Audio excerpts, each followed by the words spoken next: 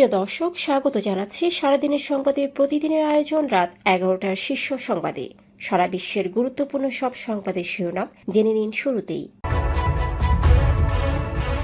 পাক নেতার হুঁশিয়ারি, ভারত যদি বাংলাদেশে নজর দেয় পাকিস্তানের ক্ষেপণাস্ত্রগুলো জবাব দেবে। অন্যদিকে ভারতে কূটনৈতিক মিশনে হামলা, বাংলাদেশের গভীর উদ্বেগ। এক নেইকে 46,419 কোটি টাকার 22টি প্রকল্প অনুমোদন। পররাষ্ট্র মন্ত্রণালয়ে এসে 5 মিনিটে বেরিয়ে গেলেন ভারতের হাইকমিশনার প্রণয় ভার্মা। অন্যদিকে ভারতের সঙ্গে রাজনৈতিক সম্পর্ক স্বাভাবিক করতে কাজ করছে সরকার, বললেন অর্থ উপদেষ্টা। নির্বাচনে আইনশৃঙ্খলা নিয়ন্ত্রণে ম্যাজিস্ট্রেসি ক্ষমতা চায় পুলিশ। অন্যদিকে নির্বাচনকে সামনে রেখে পুলিশ সদর দপ্তরে বড় রদবদল। রুমিন ফারহানা সহ 4 আসন জোট সঙ্গীদের দিল বিএনপি। রুমিনের নির্বাচন করার ঘোষণা। অন্যদিকে স্বতন্ত্র প্রার্থী হয়ে নির্বাচন করলে ব্যবস্থা নেবে বিএনপি। গ্রিনল্যান্ড দখলে অটল ট্রাম্প, মার্কিন ডেনিশ কূটনৈতিক উত্তেজনা চরমে।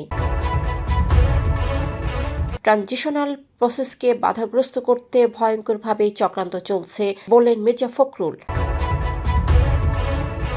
নোয়াখালীতে চর দখলকে কেন্দ্র করে 2 গ্রুপের সংঘর্ষে নিহত 5। ইসির সভায় রেঞ্জ ডিআইজি, নেতারা দিনে বক্তব্য দিয়ে রাতে আসামি ছাড়াতে তদবির করেন।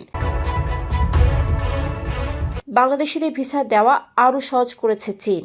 শুনছিলেন সংবাদ শিরোনাম, এবারে বিস্তারিত। ফ্যাশন ব্র্যান্ড মানে আর্ট।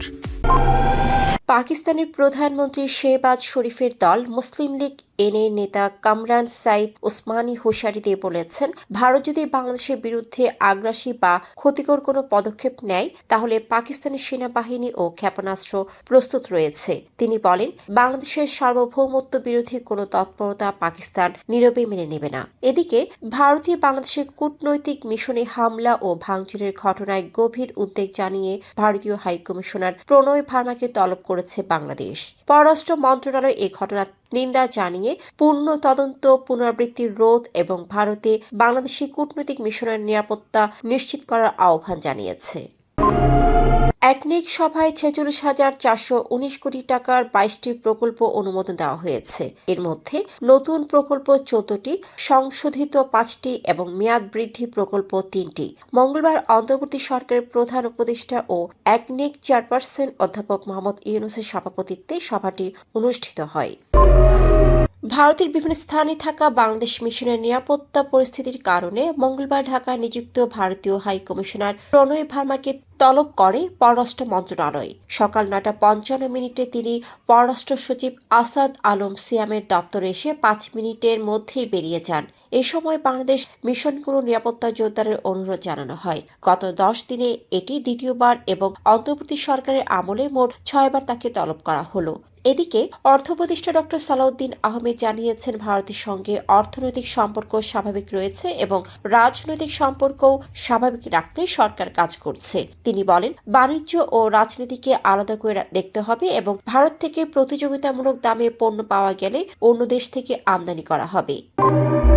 ত্রয়োদশ জাতীয় সংসদ নির্বাচনকে সামনে রেখে আইনশৃঙ্খলা নিয়ন্ত্রণে ম্যাজিস্ট্রেটের সংখ্যা বাড়ানো এবং পুলিশকে ম্যাজিস্ট্রেসি ক্ষমতা দেওয়ার দাবি জানিয়েছেন পুলিশ সুপাররা। মঙ্গলবার আগারগাঁওয়ে নির্বাচন কমিশনের আয়োজিত সম্মেলনে তারা বলেন, সুষ্ঠু ভোটের জন্য দ্রুত সিদ্ধান্ত ও কার্যকর ব্যবস্থা নিতে এ ক্ষমতা জরুরি। এদিকে নির্বাচন সামনে রেখে পুলিশ প্রশাসনে বড় রদবদল করা হয়েছে।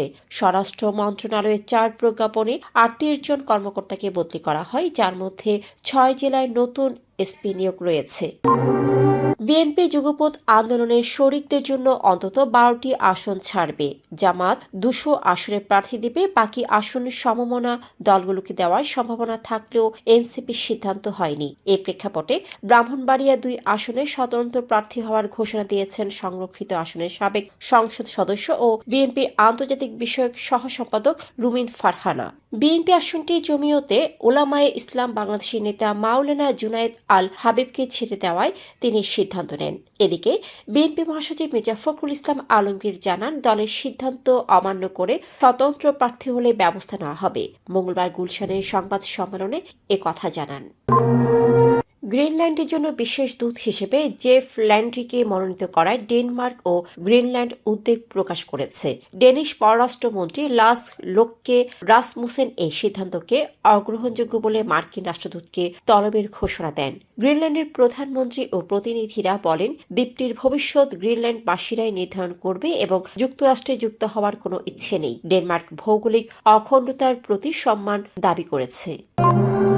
বাংলাদেশ ট্রানজিশনাল প্রসেস পার হচ্ছে জানিয়ে বিএনপি মহাসচিব মির্জা ফখরুল ইসলাম আলমগীর বলেছেন, এর মধ্যেই দেখা যাচ্ছে কিছু সংখ্যক ব্যক্তি মহল এবং ট্রানজিশনাল প্রসেসকে বাধাগ্রস্ত করার জন্য ভয়ঙ্করভাবে চক্রান্ত করছে। মঙ্গলবার দুপুরে বিএনপি চেয়ারপারসনের গুলশানের রাজনৈতিক কার্যালয়ে সংবাদ সম্মেলনে মির্জা ফখরুল এ কথাগুলো বলেন। নোয়াখালীর হাতিয়ার জাগলার চরে আধিপত্য বিস্তারকে কেন্দ্র করে দুই পক্ষের সংঘর্ষে গুলিতে ৫ জন নিহত ও অন্তত ১০ জন আহত হয়েছেন। মঙ্গলবার সকাল ১০টায় সুখচর ইউনিয়নের ৭ ও ৮ নম্বর ওয়ার্ড সংলগ্ন এলাকায় এ ঘটনা ঘটে। স্থানীয়দের মতে সরকারিভাবে বন্দোবস্ত না থাকা জমি নিয়ে কোপা শামসু বাহিনী বিক্রি শুরু করলে আলাউদ্দিন বাহিনী দখল নিতে গেলে সংঘর্ষ হয়। চট্টগ্রাম রেঞ্জের ডিআইজি মোহাম্মদ আহসান হাবিব পলাশ বলেন, গণমাধ্যমে পরিস্থিতি সিরিয়া লিবিয়ার মতো দেখানো হচ্ছে, যা দেশের মানুষের কথা ভেবে দায়িত্বশীল হওয়া উচিত। তিনি অভিযোগ করেন, গ্রেফতারকৃতদের ছাড়াতে দিনে বক্তব্য ও রাতে রাজনৈতিক তদবির চলে। মঙ্গলবার আগারগাঁওয়ের নির্বাচন ভবনে নির্বাচন কমিশনের আয়োজিত মতবিনিময় সভায় এসব কথা বলেন তিনি।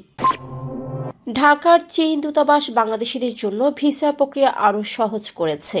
মঙ্গলবার জানানো হয়েছে, ২০২৫ সালের ৩১ ডিসেম্বর পর্যন্ত স্বল্প মেয়াদী ভিসা আবেদনকারীদের ফিঙ্গারপ্রিন্ট প্রদানের থেকে অব্যাহতি দেওয়া হয়েছে। তবে DJ1, Q1, S1, X1 ও জেড ভিসা ক্যাটাগরিতে ফিঙ্গারপ্রিন্ট সংগ্রহ করা হবে, যারা চীনে প্রবেশের পরে রেসিডেন্স পারমিটের জন্য আবেদন করবেন।